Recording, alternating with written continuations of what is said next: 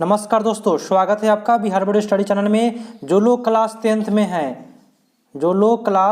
में हैं उनके लिए मैं हिंदी का ऑब्जेक्टिव क्वेश्चन लेकर के आया हूं। बिहार बोर्ड जो क्लास 10th के स्टूडेंट हैं उनके लिए, और टोटल 50 प्रश्न बताऊंगा जो आपके एग्जाम के लिए महत्वपूर्ण रहेगा। नोट्स बना ले, आपकी तैयारी के लिए बेटर हो जाएगा। तो आप लोग मेरे चैनल पर नए हैं तो सब्सक्राइब जरूर कर ले, लाइक कर दे, कमेंट करके जाए, और दोस्तों के पास जरूर शेयर कर दीजिएगा। जो आपके फ्रेंड हो उनके पास जरूर शेयर कीजिए। आप लोग के लिए मैं काफ़ी मेहनत कर रहा हूं। चलता हूं प्रथम क्वेश्चन की ओर। प्रथम क्वेश्चन है, फटाफट करेंगे 50 क्वेश्चन, टाइम नहीं लेंगे, ज़्यादा स्पीड में करेंगे, ठीक है। इन्हीं जयचंदों के कारण देश पराधीन हुआ। इन वाक्यों में जयचंदो कौन सी संज्ञा है? तो भाववाचक संज्ञा है। अगला प्रश्न, यह कविता मैंने लिखी है। इस वाक्य में मैंने कौन सा सर्वनाम है? तो मैंने जो है वह निजवाचक सर्वनाम है। अगला प्रश्न, यह गाय बहुत दूध देती है। इस वाक्य में क्या है? तो वो सर्वनामिक विशेषण है, विशेषता बता रहा है बहुत दूध देने की। अगला प्रश्न है, मैं आपके शरण में आया हूं। इस वाक्य में किस कारक की विभक्ति है? तो आपकी शरण में, तो आपका आंसर हो जाएगा अधिकरण में, ठीक है। अगला प्रश्न है कि वर्तमान काल में कितने प्रकार होते हैं? तो 3 प्रकार होते हैं। अगला प्रश्न की ओर चलते हैं, फटाफट करेंगे 50 प्रश्न, देर नहीं करेंगे। चलिए, प्रश्न है आपका, सायन का संधि विच्छेद क्या है? तो से जोड़ अन्न, सायन। अगला है, यदि उपसर्ग के बाद च और छ हो तो विसर्ग किसमें परिवर्तित हो जाता है? तो विसर्ग जो है वह श में परिवर्तित हो जाता है, ठीक है। किसमें परिवर्तित होता है? तो श में, हलंत वाला स। अगला प्रश्न, पथ भ्रष्ट में कौन सा समास है? पथ भ्रष्ट, अपने पथ से भ्रष्ट हो जाना, तो तत्पुरुष समास है। अव्ययी भाव समास में बताना है क्या होता है? तो प्रथम पद जो होता है वह क्या होता है? प्रधान होता है और अवयव भी होता है। अगला प्रश्न, दुर्लभ में कौन सा उपसर्ग है? उपसर्ग पहले, प्रत्यय बाद में, याद रखिएगा। दुर्लभ में कौन सा उपसर्ग पूछ रहा है? तो दुर, र में हलंत। अगला प्रश्न, लिखावट में कौन सा प्रत्यय है? मैंने आपको बताया प्रत्यय बाद में लगता है, तो वट लास्ट में है, तो लिखावट। अगला प्रश्न, निम्नलिखित में कौन सा शब्द शुद्ध है? शुद्ध शब्द बताना है, तो मुहूर्त। निम्नलिखित में शब्दों में कौन सा शब्द शुद्ध है? शुद्ध शब्द बताना है, तो वाहिनी। अगला प्रश्न, निम्नलिखित वाक्यों में कौन सा वाक्य शुद्ध है? वाक्य शुद्ध बताना है, तो मेला में मिठाइयाँ बिकती है। चलिए, अगला प्रश्न, दिन दूना रात चौगुना मुहावरे का सही अर्थ क्या है? तो इसका सही अर्थ है खूब उन्नति करना। अगला प्रश्न, जाति प्रथा श्रम विभाजन के साथ किसका रूप लिए हुए है? तो आपका आंसर हो जाएगा श्रमिक विभाजन का। अगला प्रश्न, सेन साहब की नई मोटर कार कितने की थी? तो आपका हो जाएगा 7,500 की। इसके पहले वाले में बताया था आपको। अगला प्रश्न, महल झोपड़ी वालों की लड़ाई में अक्सर मोहल्ले वाले ही जीतते हैं, उसी हालत में जब दूसरे झोपड़ी वाले उनकी मदद अपने खिलाफ करते हैं। किस पाठ की है? तो यह जो पाठ है वह आपका हो जाएगा विष के दांत, मदन और कासू के बारे में चर्चा किया गया है। पुरानी स्लावोनिक भाषा में चूहे को क्या कहते हैं? तो चूहा को हम बोलते हैं माइस। अगला प्रश्न, पुराने का मोह सब समय वांछनीय नहीं होता, किस लेखक की पंक्ति है?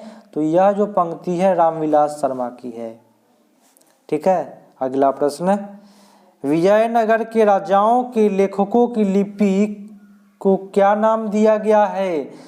तो नाम दिया गया नंदी नागरी लिपि। अगला प्रश्न, बहादुर लेखक को क्या कहकर संबोधित करता था? लेखक को क्या कहता था? तो बाबूजी। चलिए अगला प्रश्न को चलते हैं 23 नंबर। प्रश्न है, देखना है ध्यान से, रामविलास शर्मा को किस कृति के लिए साहित्य अकादमी पुरस्कार मिला है? तो निराला की साहित्य साधना के लिए। अगला प्रश्न, बहादुर अपने घर से क्यों भाग गया था? मां की मार के कारण। दोस्तों आप लोग इसको नोट किस तरह कीजिएगा, वीडियो को रुका करके नोट कर लीजिए या स्क्रीनशॉट ले लीजिए, वीडियो रुका करके।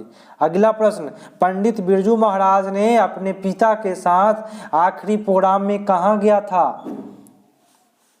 तो रामपुर।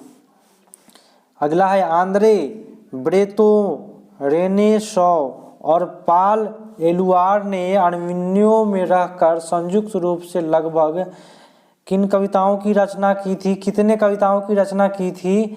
तो टोटल कविता 30 रचना हुआ था। अगला प्रश्न, दोस्तों आप लोग शेयर अपने दोस्त के पास जरूर कीजिएगा और सब्सक्राइब नहीं किए हैं तो सब्सक्राइब कर लीजिएगा, नोटिफिकेशन पर भी क्लिक कर लीजिएगा ताकि जब भी मैं वीडियो डालूं आपको मिल पाए। और एग्जाम जब नज़दीक आएगा तो लाइव क्लास चलाऊंगा आप लोगों के लिए। अगला प्रश्न, विजय कुमार शुक्ल मछली कहानी किनका है? तो विनोद कुमार शुक्ल का है। ध्यान से देखना है, मछली लेकर कौन भाग गया था? आप ही लोग बताइए, पढ़े हैं तो। संतु। बिस्मिल्लाह खां के पिता का नाम क्या था? तो पैगंबर बख्श खां। अगला प्रश्न, मेरा धर्म कैद खाने की धर्म नहीं है, किस पाठ की पंक्ति है? तो आंसर हो जाएगा शिक्षा और संस्कृति। किसके बिना प्राणी को मुक्ति नहीं मिलती? तो किसके बिना मुक्ति नहीं मिलता है दोस्तों? तो गुरु के ज्ञान के बिना। रसखान को पुष्टि मार्ग की दीक्षा किसने दी? तो रामानंद साहब ने। अगला प्रश्न है कि कविता प्रेम मार्ग को अति सुधो कहता है क्योंकि सभी हो जाएगा, यह तकनीकी की चतुराई कम नहीं करती है, या सच्चाई अपना घमंड त्याग कर चलती है, या कपटी लोग चलने से झिझकते हैं, उपयुक्त सभी हो जाएगा। अगला प्रश्न, स्वदेशी शीर्षक पाठ में दोहे का संकलन किस पुस्तक से लिया गया है? दोहे का संकलन किस पुस्तक से लिया गया है? तो प्रेमघन सर्वस्व। अगला प्रश्न, पति क्या कह रहा है प्रश्न, पंत को किस कृति के लिए भारतीय ज्ञानपीठ पुरस्कार मिला? पंत बोले तो सुमित्रानंदन पंत, तो चिदम्बरा के लिए। अगला, दिनकर किस काल के कवि हैं? तो दिनकर साहब जो है वह उत्तर छायावाद के कवि है। हिरोशिमा पाठ में नगर चौक पर निकलने वाला सूरज क्या था? तो बम पटका गया था हिरोशिमा पर 6 अगस्त 1945 को, तो परमाणु बम था। ठीक है। अगला प्रश्न, एक वृक्ष की हत्या कविता में कवि मनुष्य को क्या हो जाने से बचाना चाहता है? तो जहर हो जाने से। अगला प्रश्न की ओर चलते हैं। प्रश्न है, हमारी नींद कविता में नींद किसका प्रतीक है? हमारी जो नींद है वह साहस का प्रतीक है। खलीस बेचैनी किसकी है? यह कृति है। किनकी कृति है यह बताना है, तो हो जाएगा खरगोश का। किसकी कृति है, इसमें किसका चर्चा किया गया है? खरगोश का। अगला है, गधा जहां होगी ही भरी घास की, इस कविता की पंक्ति है।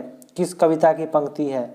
गधा जहां होगी ही भरी घास की, किस कविता की पंक्ति है? तो आपका आंसर हो जाएगा जीवानंदन दास का। मेरे बिना तुम प्रभु कविता किस कवि द्वारा भाषांतरित की गई है? तो आपका आंसर हो जाएगा धर्मवीर भारती का। अगला है कि दही वाली मंगमा कहानी किस भाषा में अनुदित है? दही वाली मंगमा जो है वह कन्नड़ भाषा में है। विपत्ति अकेले न आकर साथ साथियों के साथ आती है। यह पंक्ति किस पाठ की है? तो दहते विश्वास की है, जो उड़ीसा में महानदी पर घटना घटा था लक्ष्मी के साथ। अगला प्रश्न, माँ कहानी किस भाषा से अनुदित है? बोले तो लिया गया है या लिखा गया है, तो गुजराती भाषा की है। अगला प्रश्न है कि उस घर में अब सास बहू में स्वतंत्रता की होड़ लगी है, यह पंक्ति किस कहानी की है?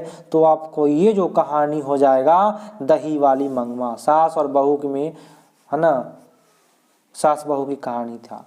वल्ली अम्माल किस गांव से आई थी? तो वल्ली अम्माल जो थी वह दोस्तों बताना है कहाँ से आई थी।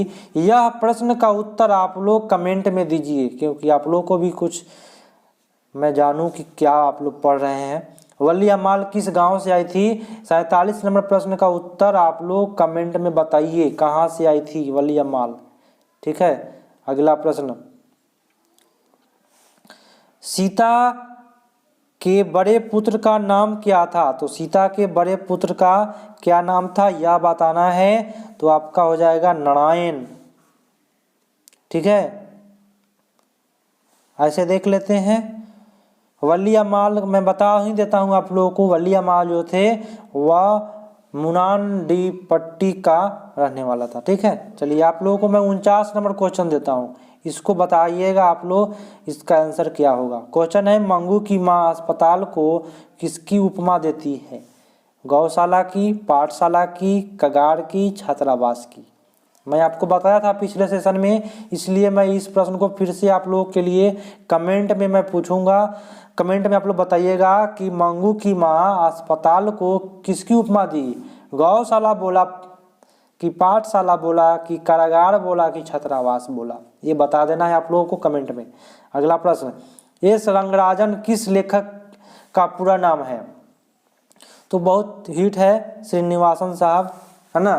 तो दोस्तों अभी तक सब्सक्राइब नहीं किए हैं तो सब्सक्राइब कर लीजिए, बेल आइकन पर क्लिक कर लीजिए, ताकि मैं जब भी वीडियो डालूं आपको स्वतः मिल पाए और मुझे भेजने की ज़रूरत ना पड़े, आपको नोटिफिकेशन मिल जाएगा, तो आप आसानी से देख लीजिएगा। और अपने दोस्तों के पास एक बार जरूर शेयर कर दीजिएगा। वीडियो देखने के लिए धन्यवाद।